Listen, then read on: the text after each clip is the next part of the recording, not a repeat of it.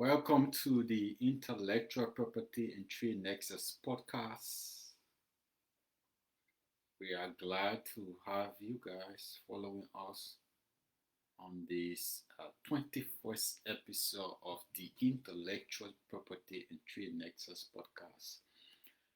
And today happens to be a continuation of the intellectual property and intangible cultural heritage discussion. We had the first episode last week. Today we'll be continuing on this uh, for the following episode. Uh, Perhaps we could dive into a third episode if the need be, but I think today episode will finally cover the remaining portion that we wanted to cover. So thank you guys for following us wherever you are joining us from. Today is our 21st episode. So we are going in the 30th, approaching the 30th episode, which happens to be the next target. And we'll be moving forward. So wherever you're following us from, I'm your IP and trade guy, your host, Tom Tombika. This is the Intellectual Property and Trade Nexus podcast, a forum for innovations and trade. And we discuss everything intellectual property, everything international trade, regulations wise. So thank you. Good afternoon, good evening, good morning, good night, wherever you are following us from, which part of the globe, Africa, Europe, the Americas, Asia, you are welcome to this episode. So, intellectual property and intangible cultural heritage. We went into the formation of the intangible cultural heritage. We discussed cultural heritage in general initially. We proceeded with the fundamentals, the rationales, the type of cultural heritage, and all the issues surrounding the formation of intangible cultural heritage regime and treaty. So today will be the focus on intangible cultural heritage regime and treaty. Initially, we were looking at, in general, the generality surrounding cultural heritage, the World Heritage List, looking at UNESCO as an institution that enforces cultural heritage globally at the global level, at the international level. The United Nations Educational and Scientific Organization. A cultural organization, the United Nations Educational as well as Cultural Heritage, Cultural Organization. So that is the UNESCO, the international and global body responsible for the protection, the enforcement, the regulation of cultural heritage around the world. So today we'll be proceeding with the rationale and the political necessity that necessitated the creation and the formulation of what we now have in place as the intangible cultural heritage regime. So what necessitated the creation of this regime is political as well as social. So the social aspect is that the rationale of the political necessity to create intangible cultural heritage was to correct the bias of the World Heritage Convention that prioritizes Western monumentality and Eurocentric architecture. So Initially, the promulgation of the World Heritage and all the rules and regulations, the only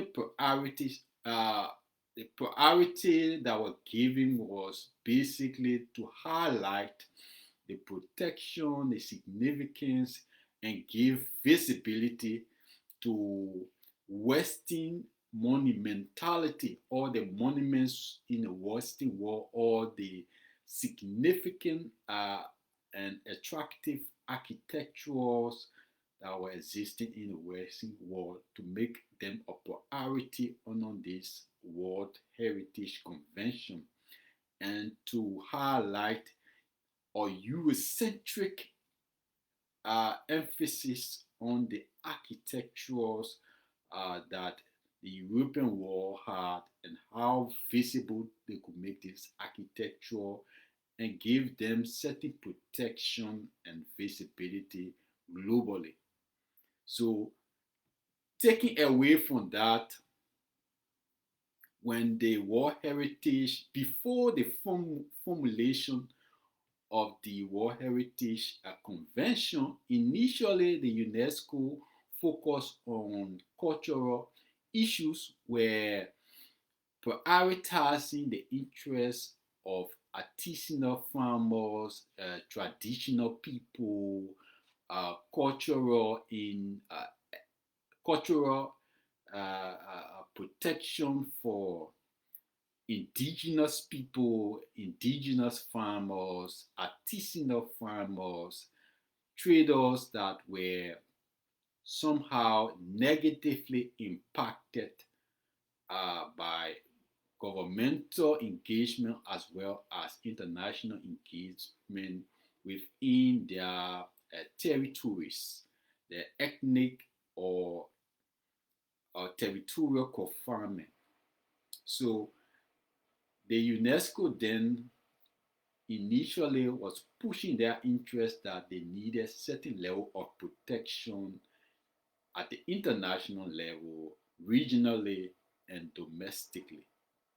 And so that was the basis for engaging in cultural as well as that a traditional advocacy for indigenous people, ethnic people, how their rights could be protected, their activities, their way of life could be protected. That was the initial approach and engagement for cultural issue by the United Nations Educational and Cultural Organization.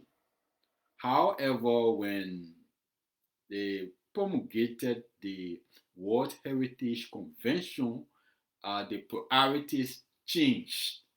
And so the approach now was more focused on how to highlight and make a priority Western monumentality and European centric architectures. All the beautiful buildings and architects, all the monuments, the museums, everything that was in the Western world and in Europe as another focus point was highlighted on this World Heritage Convention. Uh, Deviating from the initial focus of prioritizing traditional, ethnic, and cultural way of life for indigenous people, minorities within specific communities, that their culture, that their way of life were being impacted.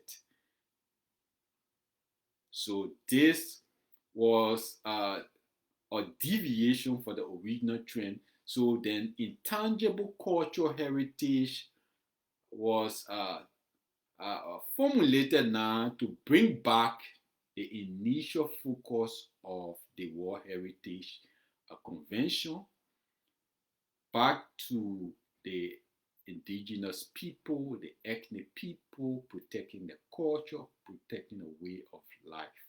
So this is the focus of the first rationale of the promulgation of the intangible cultural heritage. The second rationale, which is basically social, has to do with the outstanding universal values. So every society, every community, every indigenous community, every ethnic people, every minority have their outstanding universal values that is protected under the UN. And so, irrespective of their political, social, religious, or economic uh, leanings, every traditional and cultural minority, indigenous people have outstanding universal values that is protected by the UN. So this is the second rationale for the intangible cultural heritage. The first rationale was the political necessity to ensure that the, the indigenous and cultural people and minority communities' interests was brought back on the table. And the second rationale is to ensure the protection of their universal values as expressed under the UN protocols. So the intangible heritage regime is focused on representativeness in their specific statute. However, when the regime was being created, the framers and the drafter of that regime wanted it to be representative rather than outstanding. So that implies that they wanted to have a list of intangible uh, cultural assets or cultural heritage that was going to be captured on this list. So representative and outstanding in the sense that representative basically plays a general overview of every uh, indigenous community, every tradition, every culture. So everyone need to be represented, irrespective of whatever determination that could be made on the quality or quantity of the culture or and traditional values of these ethnic and minority as well as indigenous people. So representative requires that everyone, every culture, every indigenous people should be represented. The outstanding argument is that we must do an evaluation to determine who should be on the list. The list cannot be a general list of all cultures, of all traditions, and of all people that are in danger, or traditions and cultural people that are in danger. So that's the representative argument as well as the outstanding argument. So basically, the framers of the intangible cultural heritage regime were arguing that although we want for everyone and every culture and indigenous people to be represented, however, we also want a combination of both representative as well as outstanding. Excuse me, guys, please. Excuse me, 1 minute.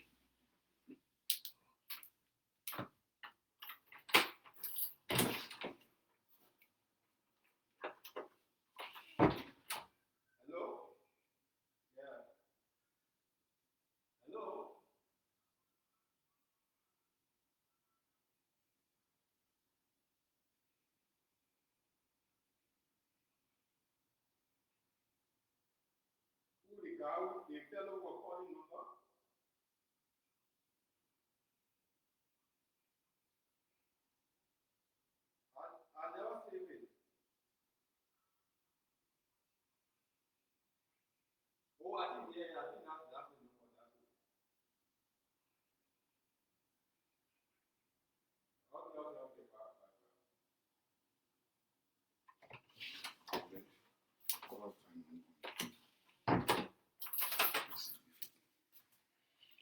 Sorry there, guys.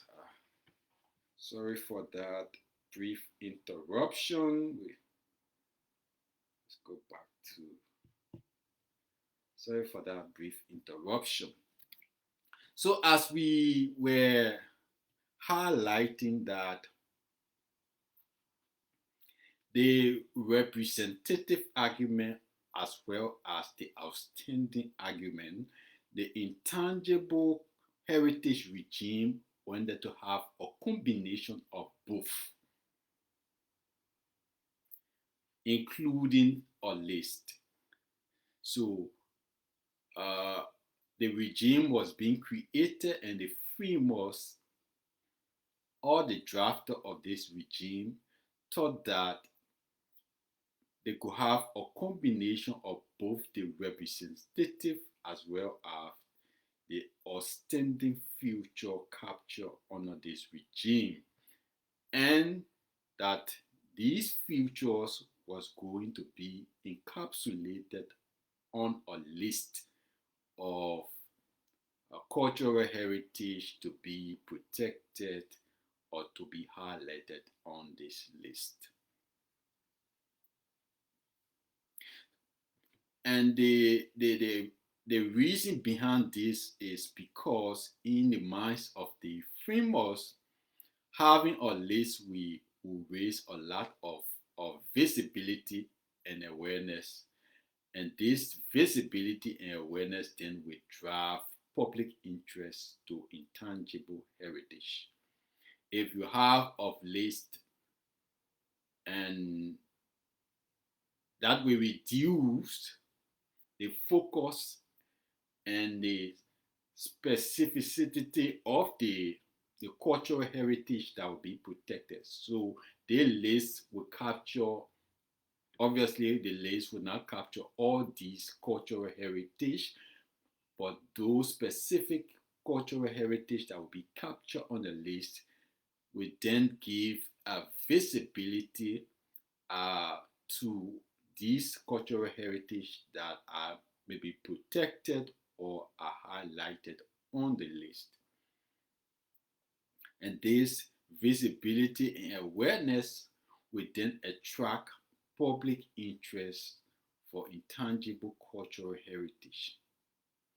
However, when you have a list, you have to decide which heritage is more representative than the other. So this is the issue. Every cultural heritage globally cannot be captured on this list. Every intangible cultural heritage cannot be captured on the list. So a determination then will have to be made on which cultural heritage is to be on the list and which ones are not to be on the list. So that determination have to be made. So it's like a whole animal farm comparison where some animals are considered to be more important than other animals. So this is the kind of rigmarole or hullabaloo that we experience when you have on any given regime, treaty, or convention or an agreement that carry a list. A determination must be made on what to be captured on the list.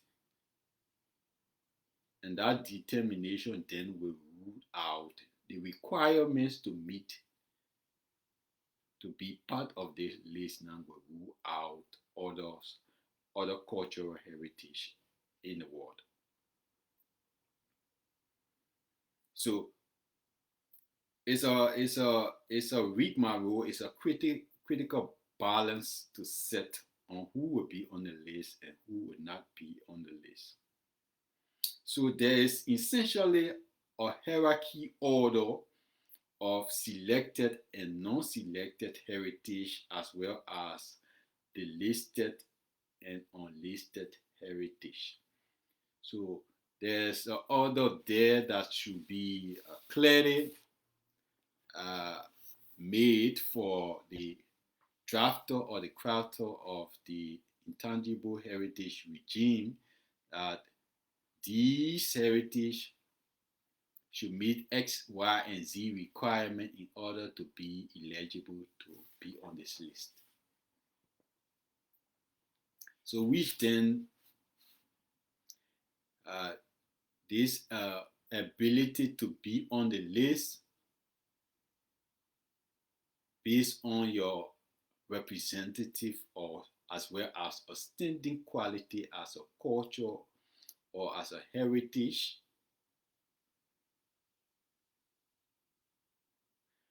which then make it somehow difficult to satisfy every culture, to satisfy every minority group, to satisfy every traditional or ethnic people. So, however, there are set requirements that must be met to ensure that you are listed, and if you don't meet the requirement, you will not surface on the list. This then brings up it elevates the idea of better heritage. So some heritage are better. This is the argument then by other critics that if that determination is made that certain heritage should be on the list and others are not, then that presupposes that some heritage are better than others. And because of the quality of being better, so it's the justification why these heritage should be on the list. Others see it as unfair that irrespective of the quality or the quality of the heritage, every heritage is unique in their own way. So this is the argument. So it's just a repeat of a lot of same models that are associated with the World Heritage Convention. They had the same issues of listing and the criticism of making a determination for certain people or heritage or cultural group to be on the list as opposed to other. That basically is trying to achieve another objective. You see, the objective for us, for the world, for the intangible heritage or cultural heritage regime having a list that is both a combination of representative and outstanding is the black market justification. So the 1970 Convention of Movable Cultural Objects essentially attempted to prohibit illicit trafficking of cultural goods because of a lot of illicit trafficking of these cultural goods was happening at the time, and in order to prohibit this trafficking, uh, the 1970 Convention of Movable Cultural Objects came into force to ensure that it curtailed the illicit trafficking of cultural antiquities. So what was happening is is that at that time, colonial powers could legally take everything they wanted from their colonies, be it material resources, mineral resources, cultural resources, any resources the colonial powers or Western power that have colonized countries around the world, they were legally in a position to take any and everything that they wanted to take from these colonies. So it became then because of this legal provision and the ability for the colonial powers to legally take what they wanted from their colonies and transport them to their European metropolitan museums and in Europe or within their whether in the Americas or in Europe, all these Western countries have the right and have the authority to take all these cultural artifacts from basically their colonies and transport them to their metropolitan museums in the Western world. So we are referring to the British Museum. They have a lot of articraft and cultural objects that were taken mainly from Africa and transported to the British museums and were kept there. These cultural artifacts were extracted from their colonies, be it in Africa, be it in Asia. The Prado, the Prado Museum in Real Madrid, among other museums in the Western world. The Western countries that colonized many African countries and other countries around the world, be it South America, be it Asia, had the legal authority to take any and everything they wanted to take legally because they were the powers then, and these colonies were under their jurisdiction. And so extracting cultural artifacts, extracting movable cultural objects were basically a simple thing to do. And so a lot of these cultural objects and artifacts were extracted from these colonies and sent to these European nations to beautify their museums, to display them, whether publicly, privately, or for any financial returns or on a free basis. All these cultural artifacts were on displays in Western metropolitan museums abroad, specifically the British Museum and the Prado Museum in Real Madrid, among many others. So, as decolonization was making waves in those colonies, they then had the legitimate position then to make a request for all their cultural artifacts that were taken during the period of colonization. So after they became independent countries, they, they then had the authority to make that request that all these artifacts, all these cultural and movable objects that were taken during colonization were requesting from our former colonizers to return them, which is a very fair argument. These artifacts are not yours. You took them because you had authority over us. Now we are independent. We are requesting them. But a very fair argument, which is just fair enough.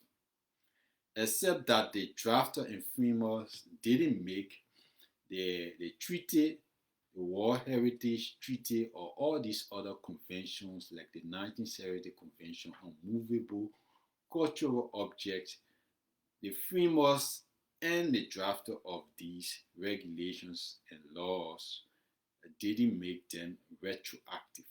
So it couldn't take effect in the past when it came into force. The laws and regulations and conventions were focusing moving forward. Moving forward, how are we to proceed? These are the steps and these are the things we need to do as highlighted in the 1970 Convention on Movable Cultural Objects. So, because of the inability of these conventions and treaties to take effect retroactively, these former colonies of these Western powers could not really move forward with getting their artifact, getting the cultural objects back home without maybe the willingness of their former colonial masters to willingly say, okay, we agreed, we consent to your request, we'll give it back, because it was not legally binding as these conventions and treaties were not retroactive in nature.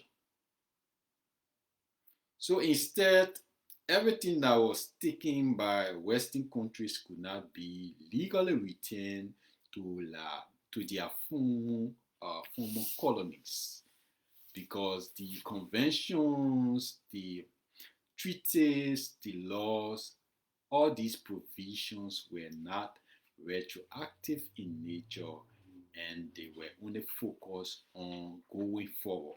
Going forward, what are the steps that are required to take to keep these cultural heritage protected?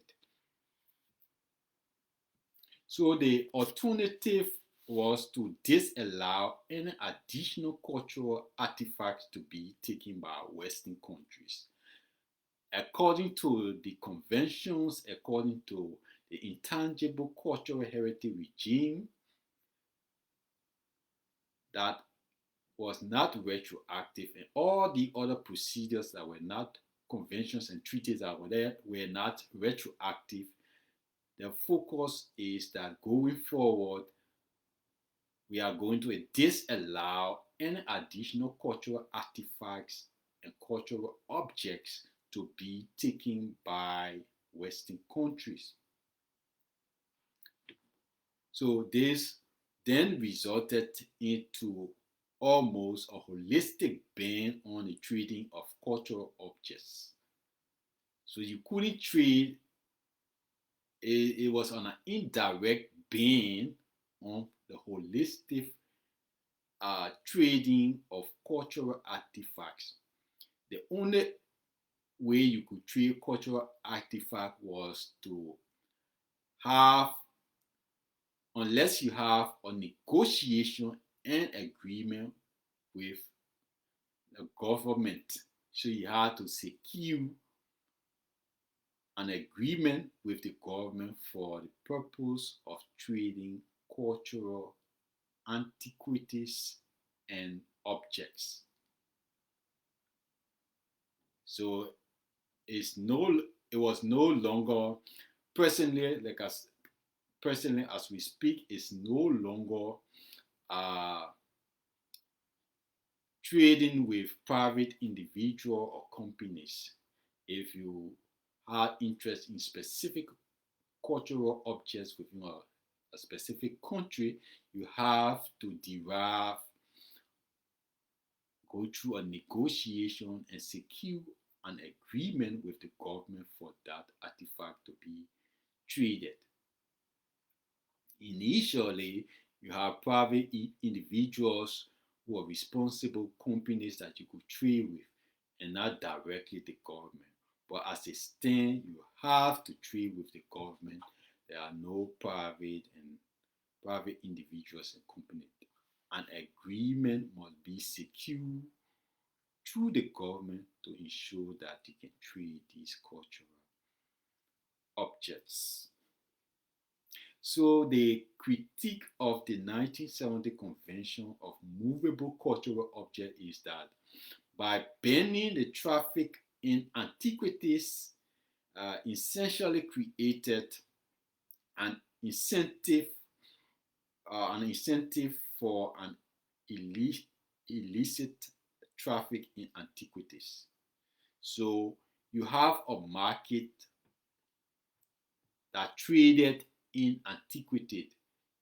Privately, an existing market. Individuals, companies are trading between each other, and a ban is placed on the market. The only way you can trade in cultural antiquities is to secure an agreement with the government and make that purchase.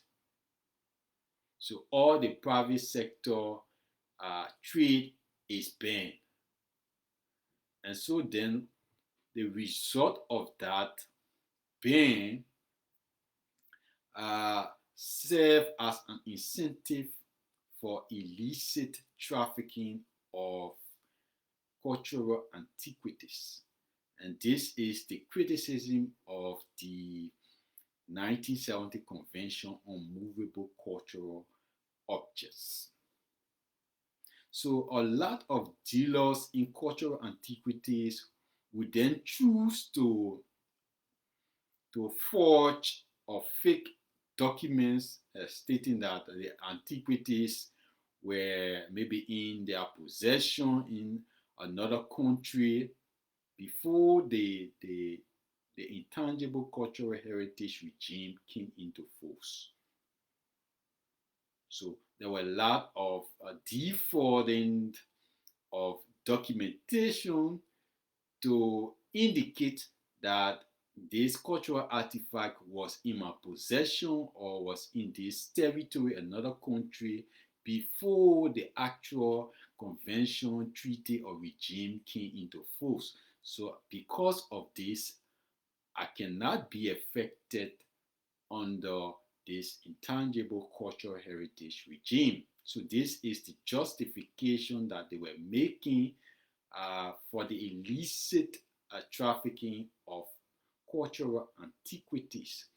They were using fraudulent means by forging documents, by faking documentation that were presuppose or give an indication that they cannot be affected by this intangible cultural heritage regime because the antiquities were in their possession or were in specific countries before the regime came into force. So the ban evidently placed place or give an incentive for the illicit trafficking of cultural antiquities.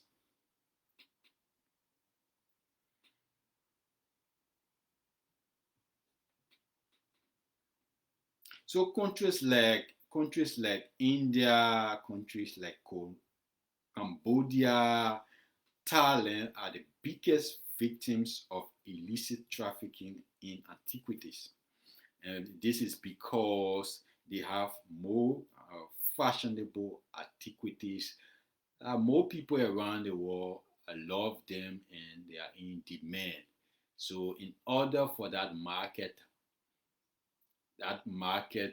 to blossom, most of the dealers are engaged in defrauding the system by forging documents, having fake documentation, so that they could avoid being affected by the intangible cultural regime or avoid going to the government to negotiate and secure an agreement that would then give them the legal right to treat such intangible cultural heritage object. So this is the issue. And as we speak, the illicit trafficking of intangible cultural heritage, antiquities is a very luxury market where where these antiquities are sold abroad for thousands of dollars, and it's a very big market. So this is the criticism of the intangible cultural heritage regime. You set a system or a treaty and regime to give full protection for cultural antiquities and movable cultural objects, and place on the front burner the protection of these cultural heritage objects. However, coming into force of this regime under the UNESCO, then indirectly place a ban on the market that existed initially, the market where individuals and companies were then trading in cultural artifacts. So you close that market and say, in order for you to trade in cultural artifacts, you need to go directly to the government, have a negotiation, secure an agreement with the government, then you can trade in cultural artifacts. So what that does, according to the critics, and which is evident, that closing the market then led to having led to the creation of an underground market for the illicit trafficking of cultural artifacts, cultural antiquities, cultural and movable objects. So there's a black market, a very luxurious, lucrative black market that is big and booming, as opposed to the right that was given for individuals and companies interested in the trading of cultural artifacts to negotiate with the government. So this then incentivized the creation and what now exists as the black market in cultural artifacts.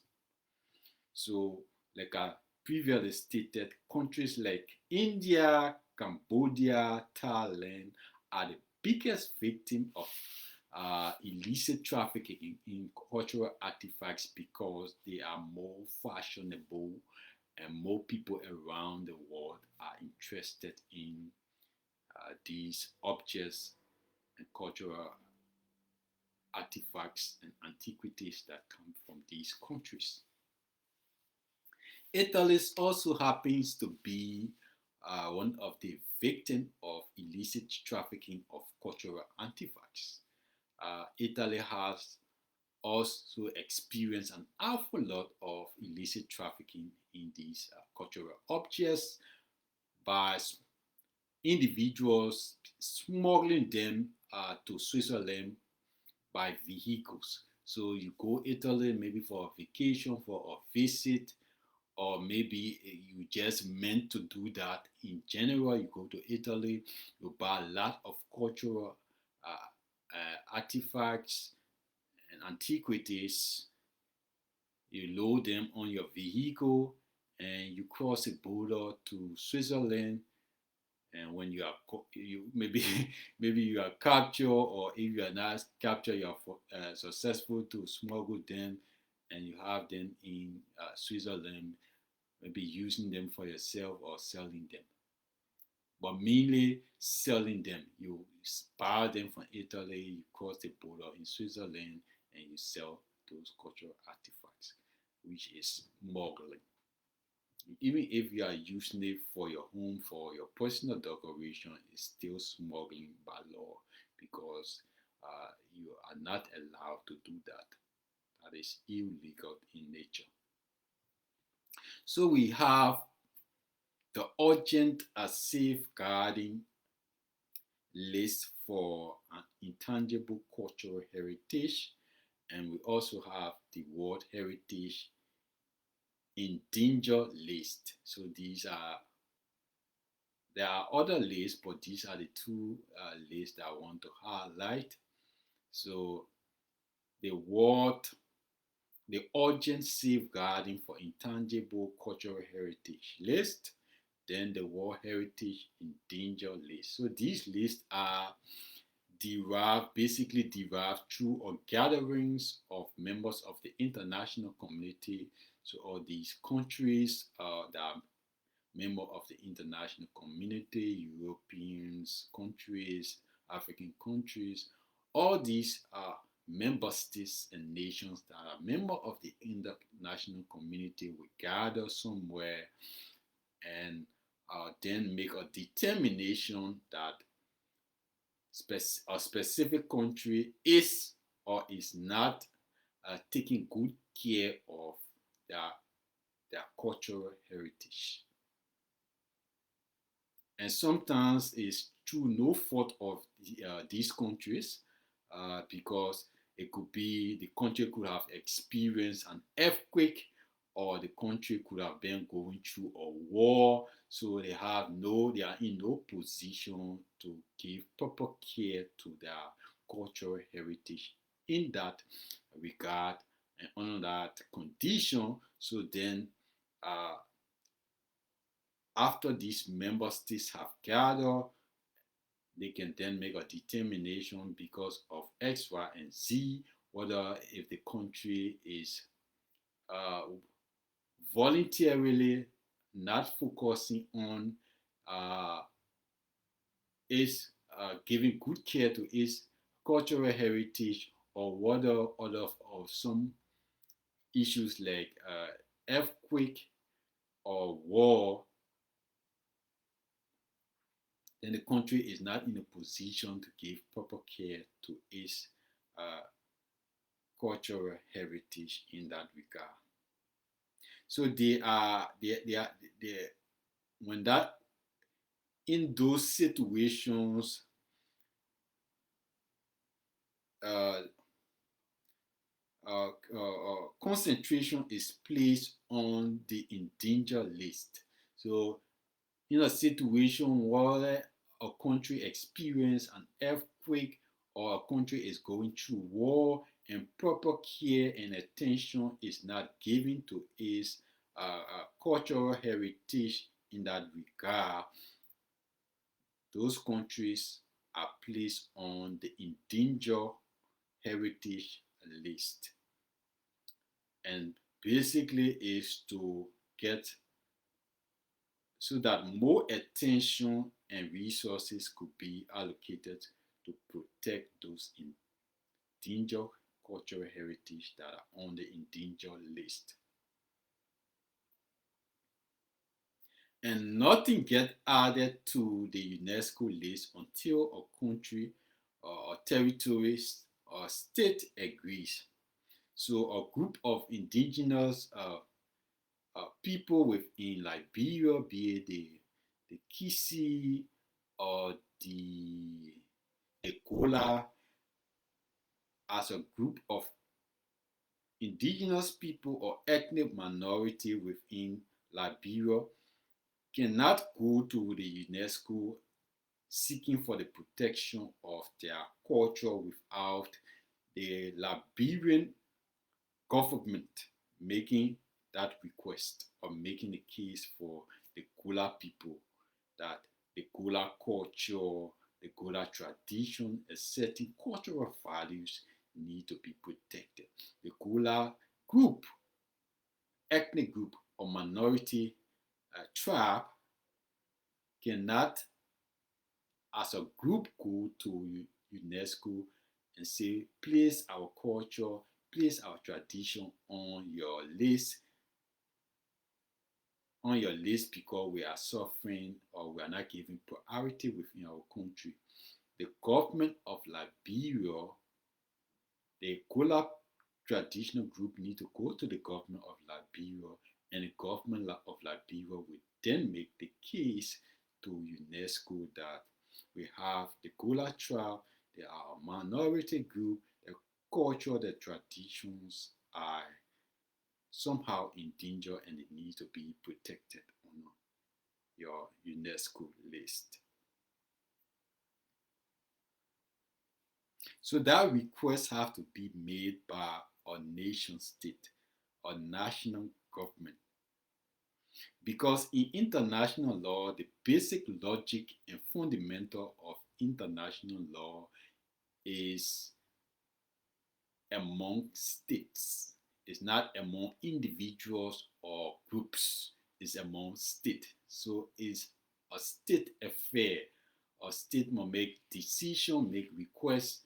It's a state to state affair.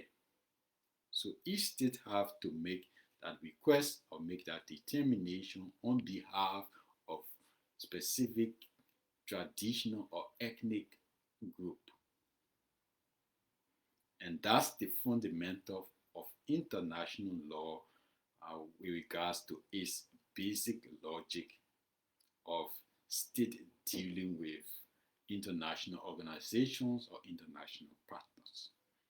So UNESCO uses international law as the basis of its power to prohibit illicit trafficking, as in the case of Syria and Afghanistan. So during the war in Syria, during the war in Afghanistan, there were a lot of illicit trafficking. People, individuals and groups, be it warring faction and warring groups, were going to museums, were going to mosques, taking cultural artifacts and movable objects from these areas and smuggling them and selling them all around the world. And sometimes, in some instances, these museum or cultural areas were bombed and destroyed. So the UNESCO in this situation, the power they have is to use international law to make the case for these territories, traditional people, ethnic minorities that were impacted and affected during the war in Syria and Afghanistan, and the smuggling of illicit antiquities outside of the country or by external interests. UNESCO can use international law to prohibit the trafficking of illicit antiquities in this regard. So that's how UNESCO enforces intangible cultural heritage regime, or all these conventions that the UNESCO have under a books for the protection of cultural heritage, for the protection of indigenous people, for the protection of ethnic minorities, their way of life, their culture. There's just everything that is attached to their existence. So once UNESCO places our cultural heritage on its list, it basically is an indication that the world is watching and that the world is focused on the list, and all these countries, all these cultures are under certain level of threat, and we need to give protection to them. We need to mobilize resources to ensure these endangered heritage are protected, endangered heritage are safeguarded. So UNESCO uses their heritage list to make visible this endanger culture, this endanger uh, ethnic minority and their cultural attributes. And this being on the list of UNESCO is basically an indication that the world eyes is on you and the world understand the difficulties and challenges you are going through as a minority group or an additional groups and the effects of irrespective of the government not focusing on you irrespective of experiencing earthquake or war, that focus can be placed on your culture as a minority group.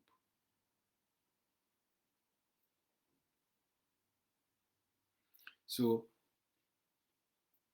naming and shaming a country for the poor cultural heritage protection that is providing specific group of people can also serve as an incentive for more proactive steps to be taken rather than waiting for things to fall apart and for the wrong things to be done before reacting to them in the interest of protecting intangible cultural heritage as a government.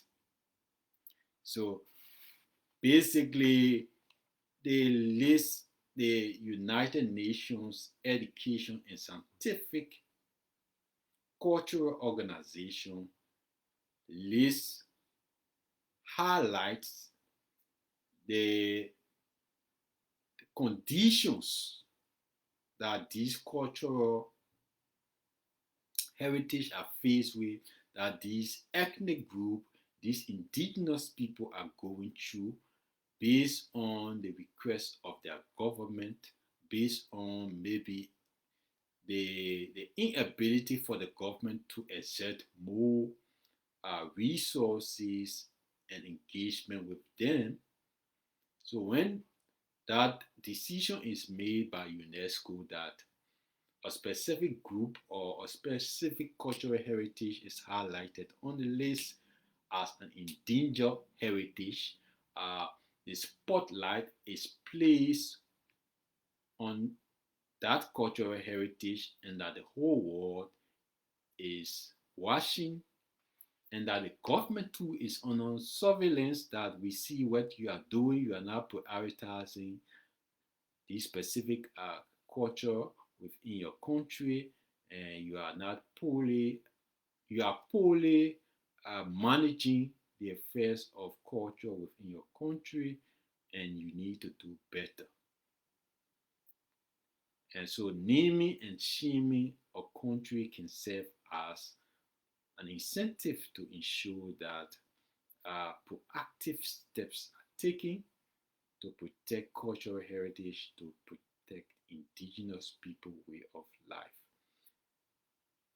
rather than waiting for the wrong things to be done before the government step in to react to fix the situation that regards intangible cultural heritage. So this is briefly what I wanted to share with you guys, my audience, and the world at large, anyone that will come across this intellectual property and intangible cultural heritage.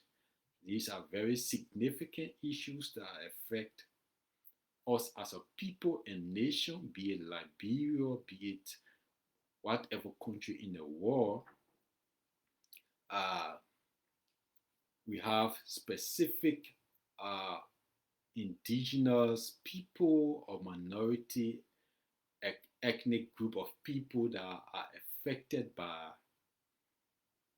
certain governmental actions or private multinational actions like companies that go in the rural part of our country and they have concession with the government and they are executing their concession, but then their concession then impact the livelihood, impact traditional cultural sites, impact uh, villages and towns, where people used to live because of the concession, they have to move to other places. Their traditional sites are affected because then the concession owners will have to take those lands, and those lands belong to the people where they exercise their tradition, their cultures, and those are impacted. And this is not a normal situation where the government is in control and everything is going well. These are some of the circumstances that can affect the ethnic minority groups as a tribe, as a dialect of group of people speaking a specific dialect, and their culture, their traditional have been impacted.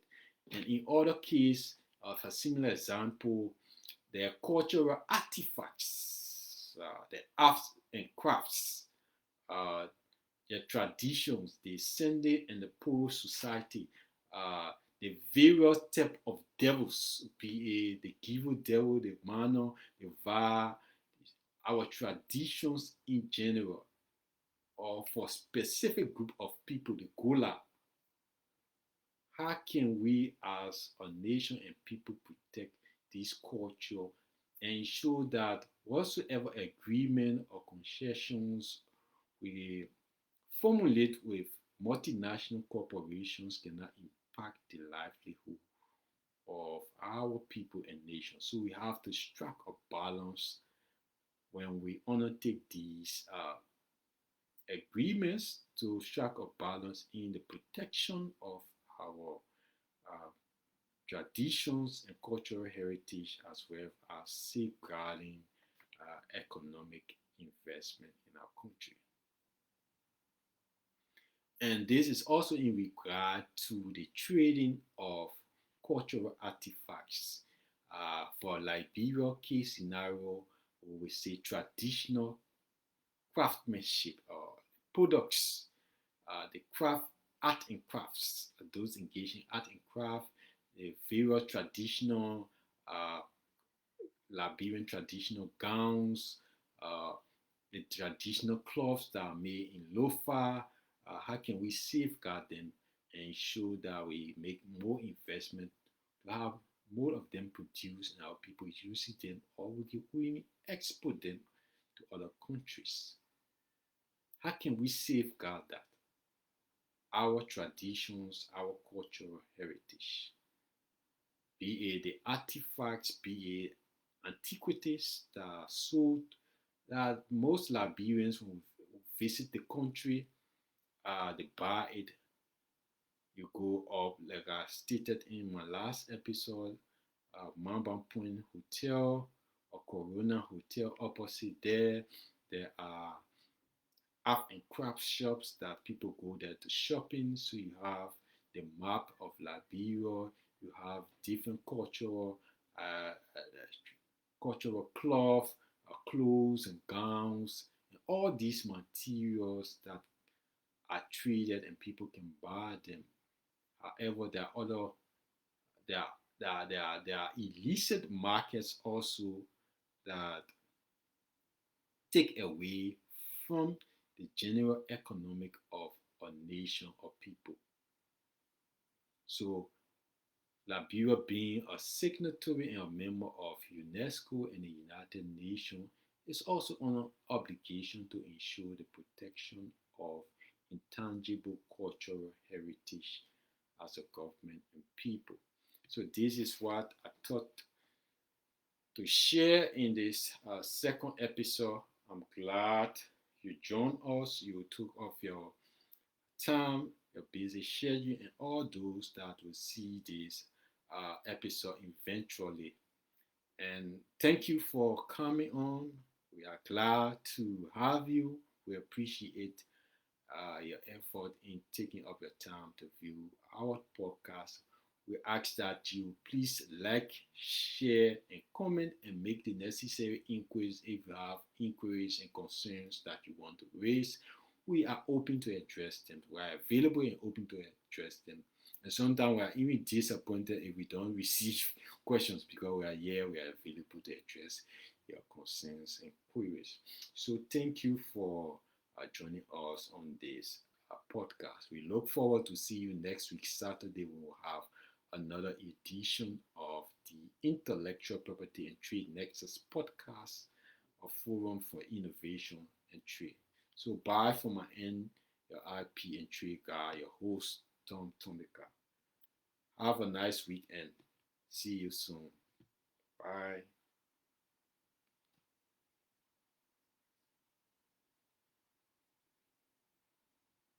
Peace. Peace, peace, peace, peace, peace. Bye, bye. Thanks for having us. Thanks for having us.